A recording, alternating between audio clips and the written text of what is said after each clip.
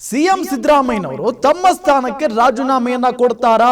ಅಕಸ್ಮಾತ್ ಆಗಿ D K Shivakumar ಆಗ್ಲಿಲ್ಲ ಅಂತಂದ್ರೆ ಮತ್ತೆ ಯಾರಾಗ್ತಾರೆ?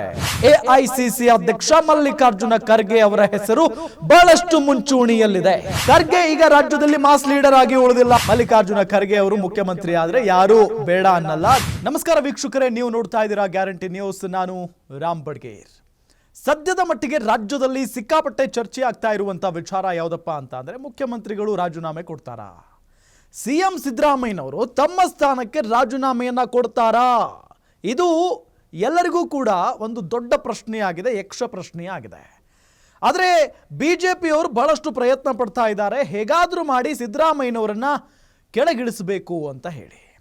ಮೂಡಾ ಕೇಸ್ ಇದೇ ವಿಚಾರವನ್ನ ಇಟ್ಕೊಂಡು ಕಾನೂನು ಅಂತ ನಾನು ಹೋಗ್ತೀನಿ, ಕಾನೂನು ಪ್ರಕಾರ ಹೋರಾಟವನ್ನ ಮಾಡ್ತೀನಿ ಅಂತ ಸಿದ್ದರಾಮಯ್ಯನವರು ಹೋದ್ರು. ಏನಾಯ್ತು? ಹೈಕೋರ್ಟ್ ಸಿದ್ದರಾಮಯ್ಯನವರ ವಿರುದ್ಧ ತನಿಖೆಗೆ ಆದೇಶವನ್ನ ಹೊರಡಿಸಿ ಬಿಟ್ಟಿದೆ.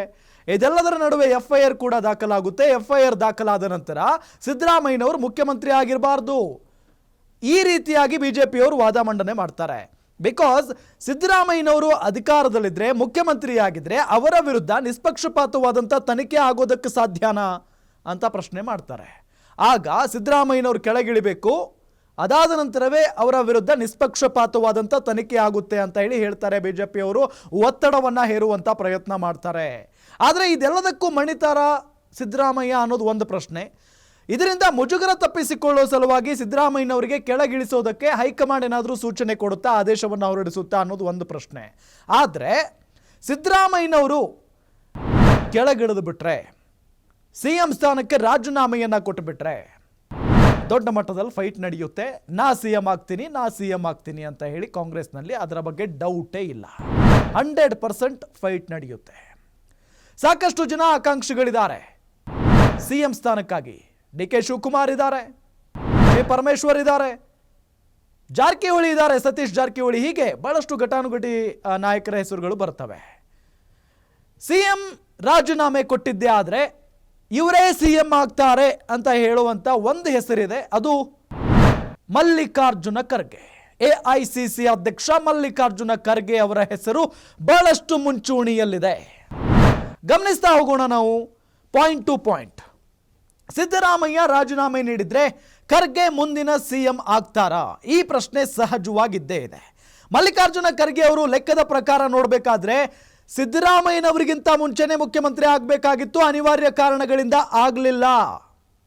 ಆದರೆ ಅವಕಾಶ ಈಗ ಬಂದಿದೆ, ಬರುವಂತೆ ಮಾಡಿಕೊಂಡ್ರೂ ಕೂಡ ಅಚ್ಚರಿ ಇಲ್ಲ. ಆದರೆ ಆಗ್ತಾರಾ ಅನ್ನೋದು ಒಂದು ಪ್ರಶ್ನೆ ಇದೆ.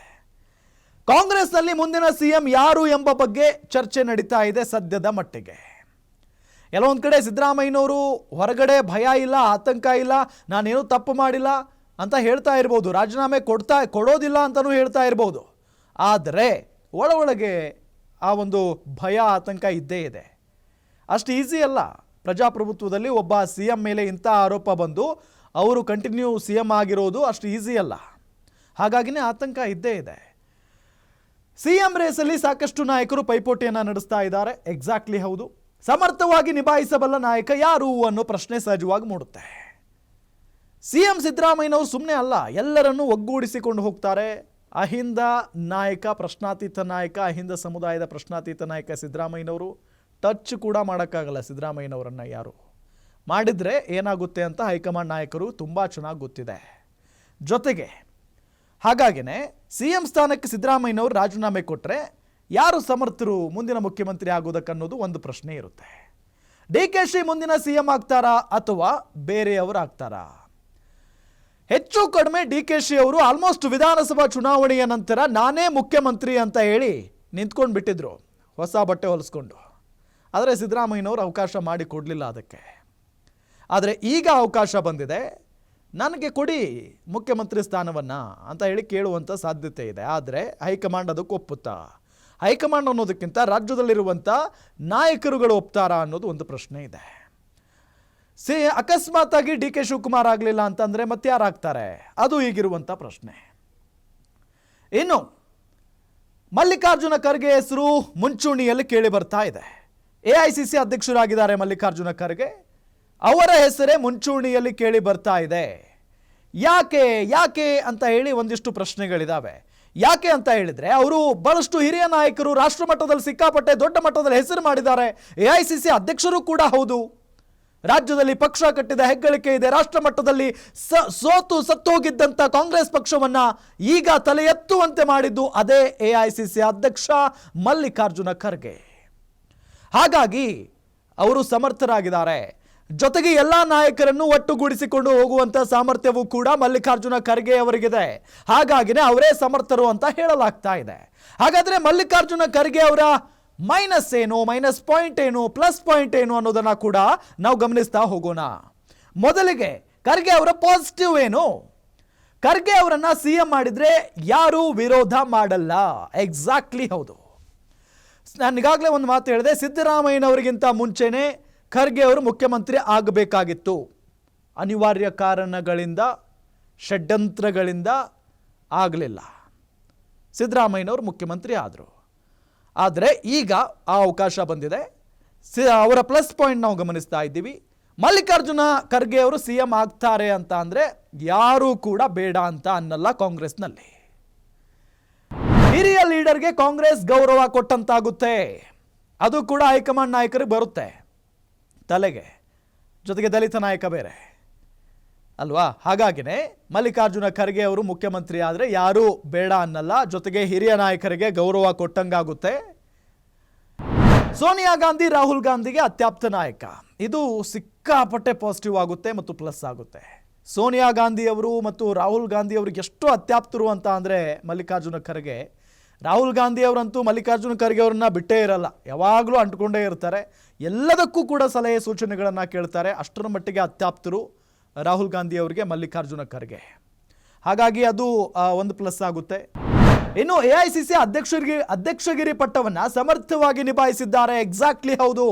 AICC ಅಧ್ಯಕ್ಷಗಿರಿ ಪಟ್ಟವನ್ನ ಎಷ್ಟು ಸಮರ್ಥವಾಗಿ ನಿಭಾಯಿಸಿದ್ದಾರೆ ಅಂತ ಅಂದ್ರೆ, ಈ ಬಾರಿ ಲೋಕಸಭೆ ಚುನಾವಣೆ, ಕಳೆದ ಬಾರಿಯ ವಿಧಾನಸಭೆ ಚುನಾವಣೆ ಸ್ವಲ್ಪ ನೆನಪು ಮಾಡ್ಕೊಳ್ಳಿ. ರಾಜ್ಯದಲ್ಲಿ ಕಾಂಗ್ರೆಸ್ ಸರ್ಕಾರ ಬರೋದಕ್ಕೆ ಎಷ್ಟು ಪ್ರಯತ್ನ ಪಟ್ಟರು ನಿಮಗೆಲ್ಲ ಗೊತ್ತಿರುವಂಥ ವಿಚಾರ. ಅದೇ ಆ ಸಂದರ್ಭದಲ್ಲಿ AICC ಅಧ್ಯಕ್ಷರಾಗಿದ್ದು ಇದೇ ಮಲ್ಲಿಕಾರ್ಜುನ ಖರ್ಗೆ. ಲೋಕಸಭಾ ಚುನಾವಣೆ ಮೋದಿಯವರನ್ನ ಎದುರಿಸೋದು ಅಷ್ಟು ಸುಲಭ ಇತ್ತಾ? ಸಾಧ್ಯನೇ ಇಲ್ಲ. ಕರ್ನಾಟಕದಲ್ಲಿ ಕಳೆದ ಬಾರಿ ಲೋಕಸಭೆ ಚುನಾವಣೆಯಲ್ಲಿ ಕೇವಲ ಒಂದೇ ಒಂದು ಕ್ಷೇತ್ರದಲ್ಲಿ ಮಾತ್ರ ಸಂಸದರಿದ್ರು. ಆದರೆ ಈ ಬಾರಿ ಒಂದಂಕೆ ದಾಟುವಲ್ಲಿ ಯಶಸ್ವಿಯಾಗಿದೆ ಕಾಂಗ್ರೆಸ್. ಅದಕ್ಕೆ ಕಾರಣ ಮಲ್ಲಿಕಾರ್ಜುನ ಖರ್ಗೆ ಅವರ ನಾಯಕತ್ವ, ಮರೆಯೋ ಹಾಗಿಲ್ಲ. ಜೊತೆಗೆ AICC ಅಧ್ಯಕ್ಷಗಿರಿ ಪಟ್ಟವನ್ನ ಸಮರ್ಥವಾಗಿ ನಿಭಾಯಿಸಿದ್ದಾರೆ. ದಲಿತ ಸಮುದಾಯದ ಬಲದ ಜೊತೆಗೆ ರಾಷ್ಟ್ರ ಮಟ್ಟದ ನಾಯಕ ಅಂತ ಗುರುತಿಸಿಕೊಂಡಿದ್ದಾರೆ. ದಲಿತ ಸಮುದಾಯದ ಬಲ ಇದೆ ಅವರಿಗೆ, ಜೊತೆಗೆ ರಾಷ್ಟ್ರ ಮಟ್ಟದಲ್ಲಿ ಗುರುತಿಸಿಕೊಂಡಿದ್ದಾರೆ ಮಲ್ಲಿಕಾರ್ಜುನ ಖರ್ಗೆ ಅವರು.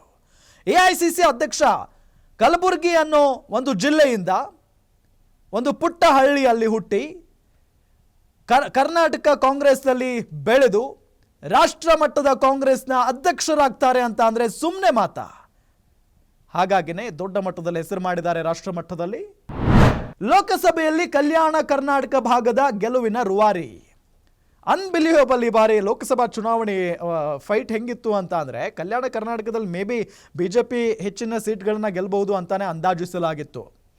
ಈ ಬಾರಿ ಹೇಳ ಹೆಸರಿಲ್ಲದಂತೆ ಹೋಗ್ಬಿಡ್ತು BJP ಕಲ್ಯಾಣ ಕರ್ನಾಟಕ ಭಾಗದಲ್ಲಿ. ಆಲ್ಮೋಸ್ಟ್ ಎಲ್ಲ ಕ್ಷೇತ್ರಗಳಲ್ಲೂ ಕೂಡ ಕಾಂಗ್ರೆಸ್ ಗೆದ್ದು ಬಿಗಿದೆ. ಹಾಗಾಗಿನೇ ಎಲ್ಲೋ ಒಂದು ಕಡೆ ಆ ಭಾಗದಲ್ಲಿ ಕಾಂಗ್ರೆಸ್ ಗೆಲುವು ಆಗೋದಕ್ಕೆ ಕಾರಣ ಮಲ್ಲಿಕಾರ್ಜುನ ಖರ್ಗೆ ಅವರನ್ನುವುದು ಹೈಕಮಾಂಡ್ ನಾಯಕರಿಗೆ ಬಹಳ ಚೆನ್ನಾಗಿ ಗೊತ್ತಿದೆ. ಇನ್ನು ದಲಿತ CM ಎಂದಾಕ್ಷಣ ಸಿದ್ದು, DK ಶಿವಕುಮಾರ್ ಸೇರಿದಂತೆ ಯಾರೂ ವಿರೋಧ ಮಾಡಲ್ಲ. ಎಕ್ಸಾಕ್ಟ್ಲಿ ಹೌದು. ದಲಿತ CM ಮಾಡ್ತೀನಿ ಅಂತ ಅಂದರೆ ಯಾರ್ರೀ ಬೇಡ ಅಂತಾರೆ? ವಿರೋಧ ಮಾಡಿಬಿಟ್ರೆ ಮುಗಿತಲ್ಲ ಕತೆ ಅಲ್ಲಿಗೆ. ದಲಿತರೆಲ್ಲರೂ ಕೂಡ ಒಟ್ಟಾಗ್ಬಿಡ್ತಾರೆ. ಇಡೀ ಸಮುದಾಯ ಕಾಂಗ್ರೆಸ್ಸನ್ನು ಬಹಿಷ್ಕಾರ ಮಾಡಿಬಿಡುತ್ತೆ. ಹಾಗಾಗಿನೇ ಆ ಭಯ ಇರುತ್ತೆ DK ಶಿವಕುಮಾರ್ ಅವ್ರಿಗಾಗಲಿ ಸಿದ್ದರಾಮಯ್ಯನವ್ರಿಗಾಗಲಿ. ಹಾಗಾಗಿ ಮಲ್ಲಿಕಾರ್ಜುನ ಖರ್ಗೆ ಅವರು CM ಆಗ್ತಾರೆ ಅಂತ ಅಂದರೆ ಯಾರೂ ಬೇಡ ಅನ್ನಲ್ಲ. ಇನ್ನು ರಾಷ್ಟ್ರೀಯ ಕಾಂಗ್ರೆಸ್ ಹೀನಾಯ ಸ್ಥಿತಿಯಲ್ಲಿದ್ದಾಗ ಪಕ್ಷದ ಚುಕ್ಕಾಣಿಯನ್ನು ಹಿಡಿದರು. ರಾಷ್ಟ್ರೀಯ ಕಾಂಗ್ರೆಸ್ ಪಕ್ಷ ಹೀನಾಯ ಪರಿಸ್ಥಿತಿಯಲ್ಲಿತ್ತು. ಮುಂದಿನ ನಾಯಕ ಯಾರು ಅನ್ನೋ ಒಂದು ಪ್ರಶ್ನೆ ಇತ್ತು. ಮುಂದಿನ ಅಧ್ಯಕ್ಷ ಯಾರಾಗ್ತಾರೆ ಅನ್ನೋ ಒಂದು ಪ್ರಶ್ನೆ ಇತ್ತು. ಮೋದಿಯವರನ್ನ ಎದುರಿಸುವಂಥ ನಾಯಕ ಯಾರಾಗ್ತಾರೆ ಅನ್ನೋ ಪ್ರಶ್ನೆ ಇತ್ತು. ಎಲ್ಲವನ್ನು ಸಮರ್ಥವಾಗಿ ಎದುರಿಸಿದ್ದು ಇದೇ ಮಲ್ಲಿಕಾರ್ಜುನ ಖರ್ಗೆ ಅವರು. ಹಾಗಾಗಿನೇ ಅದು ಪಾಸಿಟಿವ್ ಆಗುತ್ತೆ. ಆ ಒಂದು ಪಕ್ಷವನ್ನ ಈಗ ದೊಡ್ಡ ಮಟ್ಟದಲ್ಲಿ ಹಿಡ್ಕೊಂಡಿದ್ದಾರೆ, ಎತ್ತಿ ಮೇಲ್ಗಡೆ ನಿಲ್ಲಿಸಿದ್ದಾರೆ. ಸುಮ್ಮನೆ ಅಲ್ಲ, ಇನ್ನು ಕಿರುಕುಳ ಅಪಮಾನ ಮೆಟ್ಟಿ ನಿಂತು ಪಕ್ಷ ನಿಷ್ಠೆಯನ್ನ ತೋರಿದಂತ ನಾಯಕ, ಪಕ್ಷ ನಿಷ್ಠೆ ಮತ್ತು ಆ ಕುಟುಂಬದ ನಿಷ್ಠೆ, ಗಾಂಧಿ ಪರಿವಾರದ ನಿಷ್ಠರವರು. ರಾಹುಲ್ ಗಾಂಧಿ ಮತ್ತು ಸೋನಿಯಾ ಗಾಂಧಿ ಅವರಿಗೆ ಎಷ್ಟು ಅತ್ಯಾಪ್ತರು ಅಂತ ನನಗಾಗಲೇ ಹೇಳಿದ್ದೀನಿ. ಪಕ್ಷ ನಿಷ್ಠರು ಕೂಡ ಹೌದು. ಅವರಿಗೆ ಬೇರೆ ಬೇರೆ ಪಕ್ಷಗಳಿಂದ ಆಫರ್ ಕೂಡ ಇತ್ತು. ಯಾವುದೇ ಕಾರಣಕ್ಕೂ ಕಾಂಗ್ರೆಸ್ ಪಕ್ಷವನ್ನ ಬಿಟ್ಟು ಬರಲ್ಲ ಅಂತ ಹೇಳಿ ಘಂಟಾಘೋಷವಾಗಿ ಹೇಳಿಕೆಯನ್ನ ಕೊಟ್ಟಿದ್ರು. ಹಾಗಾಗಿ ಅವರ ಪಕ್ಷ ನಿಷ್ಠೆ ಅವರ ಕೈ ಹಿಡಿಯುವಂತ ಎಲ್ಲ ಸಾಧ್ಯತೆ ಇದೆ.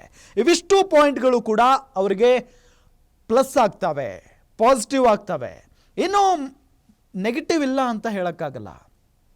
ಮಲ್ಲಿಕಾರ್ಜುನ ಖರ್ಗೆ ಅವರು ಹಿರಿಯರೇ ಆಗಿರ್ಬೋದು, ಹಿರಿಯ ನಾಯಕರೇ ಆಗಿರ್ಬೋದು. ಹಾಗಾದ್ರೆ ಅವರಿಗಿರುವಂತ ನೆಗೆಟಿವಿಟಿ ಏನು, ಮೈನಸ್ ಪಾಯಿಂಟ್ಸ್ ಏನು ಗಮನಿಸ್ತಾ ಹೋಗೋಣ. ಖರ್ಗೆ ಈಗ ರಾಜ್ಯದಲ್ಲಿ ಮಾಸ್ ಲೀಡರ್ ಆಗಿ ಉಳಿದಿಲ್ಲ. ಮಾಸ್ ಲೀಡರ್ ಯಾರಪ್ಪ ಅಂತ ಅಂದ್ರೆ ಅದು one and only CM Siddaramaiah ಮಾತ್ರ. ಯಡಿಯೂರಪ್ಪನವರು ಹೋಗ್ಬಿಟ್ರು, ಅವರು ಕೂಡ ಮಾಸ್ ಲೀಡರ್ ಆಗಿದ್ರು ಬಿಜೆಪಿಯಲ್ಲಿ. ಈಗ ಅವರು ಇಲ್ಲ, ರಾಜಕೀಯದಿಂದ ನಿವೃತ್ತಿ ಆಗಿದ್ದಾರೆ. ಈಗ ಒನ್ ಆ್ಯಂಡ್ ಓನ್ಲಿ ಅದು ಸಿದ್ದರಾಮಯ್ಯನವರು ಮಾತ್ರ ಮಾಸ್ ಲೀಡರ್ ರಾಜ್ಯದಲ್ಲಿ. ಹಾಗಾಗಿ ಮೊದಲೆಲ್ಲ ಏನಿತ್ತಲ್ಲ, ಮಲ್ಲಿಕಾರ್ಜುನ ಖರ್ಗೆ ಅವರು ಮಾಸ್ ಲೀಡರ್ ಆಗಿದ್ರು. ಆದರೆ ಯಾವಾಗ ರಾಷ್ಟ್ರೀಯ ರಾಜಕಾರಣಕ್ಕೆ ಹೋದ್ರೋ ಅಲ್ಲಿಗೆ ಮುಗೀತು. ಮಲ್ಲಿಕಾರ್ಜುನ ಖರ್ಗೆ ಅವರು ಮಾಸ್ ಲೀಡರ್ ಆಗಿ ಉಳಿದಿಲ್ಲ. ಇದು ಕೂಡ ಅವರಿಗೆ ನೆಗೆಟಿವ್ ಆಗುತ್ತೆ. ಎಲ್ಲ ಸಮುದಾಯಗಳು ಕೂಡ ಅವರನ್ನು ಒಪ್ಪಲ್ಲ ಅನ್ನೋದು ಕೂಡ ಇರುವಂಥ ವಿಚಾರ. ಇನ್ನು ಕಲ್ಯಾಣ ಕರ್ನಾಟಕಕ್ಕೆ ಅಷ್ಟೇ ಸೀಮಿತ ನಾಯಕತ್ವ ಇದೆ. ಎಕ್ಸಾಕ್ಟ್ಲಿ ಹೌದು. ಕಲ್ಯಾಣ ಕರ್ನಾಟಕ ಭಾಗದಲ್ಲಿ ಈ ಬಾರಿ ಗೆಲುವನ್ನ, ಅಭೂತಪೂರ್ವವಾದಂಥ ಗೆಲುವನ್ನ ಕಾಂಗ್ರೆಸ್ ಗೆದ್ದಿದೆ, ಅನುಭವಿಸಿದೆ. ಅದೆಲ್ಲ ಒಳ್ಳೆಯ ವಿಚಾರ. ಆದರೆ ಅವರು ಕಲ್ಯಾಣ ಕರ್ನಾಟಕಕ್ಕೆ ಮಾತ್ರ ಸೀಮಿತ ಆಗಿರುವಂಥ ನಾಯಕ. ಉತ್ತರ ಕರ್ನಾಟಕ ಇದೆ, ದಕ್ಷಿಣ ಕರ್ನಾಟಕ ಇದೆ. ಈ ಭಾಗದ ಜನ ಮಲ್ಲಿಕಾರ್ಜುನ ಖರ್ಗೆ ಅವರನ್ನ ಒಪ್ಕೊಳ್ತಾರಾ? ಇದು ಈಗಿರುವಂಥ ಪ್ರಶ್ನೆ. ಜೊತೆಗೆ ಕಲ್ಯಾಣ ಕರ್ನಾಟಕಕ್ಕೆ ಅಷ್ಟೇ ಸೀಮಿತ ನಾಯಕತ್ವ ಆಯಿತು.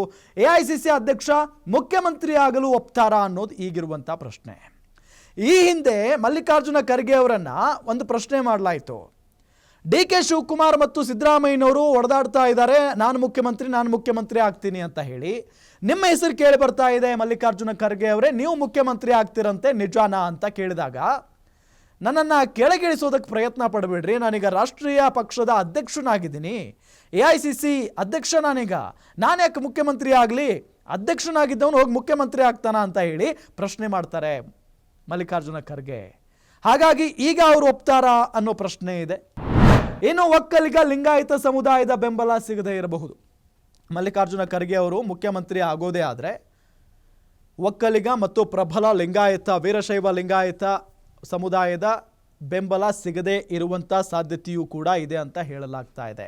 ಏಕೆ ಅಂತ ಹೇಳಿದರೆ ಅವರು ದಲಿತ ಸಮುದಾಯದ ನಾಯಕ. ಹಾಗಾಗಿನೇ ಈ ದೊಡ್ಡ ದೊಡ್ಡ ಸಮುದಾಯಗಳಿದಾವಲ್ಲ, ಒಕ್ಕಲಿಗ ಮತ್ತು ಲಿಂಗಾಯತ, ಈ ಸಮುದಾಯದ ಬೆಂಬಲ ಸಿಗದೇ ಇರಬಹುದು ಅಂತ ಕೂಡ ನಾವು ಹೇಳಬಹುದು. ಹಾಗಾಗಿ ಇದು ಮಲ್ಲಿಕಾರ್ಜುನ ಖರ್ಗೆ ಅವರ ಪಾಸಿಟಿವ್ ಮತ್ತು ನೆಗೆಟಿವ್ ಪಾಯಿಂಟ್ಸ್ಗಳು. ಆದರೆ ಎಲ್ಲೋ ಒಂದು ಕಡೆ ಈ ಸಂದರ್ಭದಲ್ಲಿ ಮಲ್ಲಿಕಾರ್ಜುನ ಖರ್ಗೆ ಅವರು ಏನು ಮಾಡ್ತಾರೆ ಅನ್ನೋ ಕುತೂಹಲವೂ ಕೂಡ ಇದೆ. ಆದರೆ ಎಲ್ಲೋ ಒಂದು ಕಡೆ ಸಿದ್ದರಾಮಯ್ಯನವರು ಇದೆಲ್ಲ ಆಗೋದಕ್ಕೂ ಕೂಡ ಸಿದ್ದರಾಮಯ್ಯನವರು ರಾಜೀನಾಮೆ ಕೊಡಬೇಕು. ಆದರೆ ರಾಜೀನಾಮೆ ಕೊಡಿಸ್ತಾರಾ ಅನ್ನೋದು ಒಂದು ಪ್ರಶ್ನೆ ಇದೆ, ರಾಜೀನಾಮೆ ಕೊಡ್ತಾರಾ ಅನ್ನೋದು ಕೂಡ ಇನ್ನೊಂದು ಪ್ರಶ್ನೆ ಇದೆ. ಹಾಗಾಗಿ ಇನ್ನೂ ಸ್ವಲ್ಪ ದಿನಗಳ ಕಾಲ ಕಾದು ನೋಡಬೇಕು. ಸಿದ್ದರಾಮಯ್ಯನವರೇನಾದರೂ ಪಕ್ಷಕ್ಕೆ ಮುಜುಗರ ಉಂಟಾಗಬಾರ್ದು ಅಂತ ಹೇಳಿ ದೊಡ್ಡ ಮನಸ್ಸು ಮಾಡಿ ರಾಜೀನಾಮೆಯನ್ನು ಕೊಟ್ಟರೆ ಖಂಡಿತವಾಗಿಯೂ ಕೂಡ ನೆಕ್ಸ್ಟ್ ಮುಖ್ಯಮಂತ್ರಿ ಅದು ಮುಂಚೂಣಿಯಲ್ಲಿರೋದು ಮಲ್ಲಿಕಾರ್ಜುನ ಖರ್ಗೆ ಅವರ ಹೆಸರು. ಎಲ್ಲೋ ಒಂದು ಕಡೆ DK ಶಿ ಅವರ ಹೆಸರು ಇದೆ ಅಂತ ನೀವೆಲ್ಲ ಹೇಳ್ಬೋದು. ಆದರೆ ಪಕ್ಷದಲ್ಲಿ ತುಂಬ ಒಡಕಿದೆ. ಜೊತೆಗೆ ಬೇರೆ ಬೇರೆ ನಾಯಕರು DK ಶಿ ಅವರನ್ನ ಮುಖ್ಯಮಂತ್ರಿ ಆಗೋದಕ್ಕೆ ಒಪ್ಪೋದಿಲ್ಲ. ಎಸ್ಪೆಷಲಿ ಸತೀಶ್ ಜಾರಕಿಹೊಳಿ ಅವರು ಮತ್ತು ಸಿದ್ದರಾಮಯ್ಯನವರ ಬಣ ಇದೆಯಲ್ಲ, ಅದು ಒಪ್ಪೋದಿಲ್ಲ. ಹಾಗಾಗಿನೇ ಭಾಳಷ್ಟು ಕಂಟಕ ಇದೆ, ಸಂಕಷ್ಟ ಇದೆ. ಸುಮ್ಮನೆ CM ಆಗಲ್ಲ ಏನು DK ಶಿವಕುಮಾರ್ ಅವ್ರಿಗೆ. ಆದರೆ ಎಲ್ಲರೂ ಒಪ್ಪುವಂಥ ಸಮರ್ಥ ನಾಯಕತ್ವದ ಗುಣ ಇರೋದು ಕೇವಲ ಮಲ್ಲಿಕಾರ್ಜುನ ಖರ್ಗೆ ಅವರಿಗೆ, ಸಿದ್ದರಾಮಯ್ಯನವ್ರನ್ನ ಬಿಟ್ಟರೆ. ಹಾಗಾಗಿನೇ ಮುಂದಿನ ಮುಖ್ಯಮಂತ್ರಿ ಮಲ್ಲಿಕಾರ್ಜುನ ಖರ್ಗೆ ಆಗಬಹುದು ಅಂತ ಹೇಳಿ ಅಂದಾಜಿಸಲಾಗ್ತಾ ಇದೆ. ನೋಡೋಣ ಏನಾಗುತ್ತೆ ಅಂತ ಹೇಳಿ. ಇದಾಗಿತ್ತು ಈ ಹೊತ್ತಿನ ವಿಶೇಷ. ನೋಡ್ತಾ ಇರಿ ಗ್ಯಾರಂಟಿ ನ್ಯೂಸ್, ಸುದ್ದಿ ಖಚಿತ, ನ್ಯಾಯ ನಿಶ್ಚಿತ. ಗ್ಯಾರಂಟಿ ನ್ಯೂಸ್, ಸುದ್ದಿ ಖಚಿತ, ನ್ಯಾಯ ನಿಶ್ಚಿತ.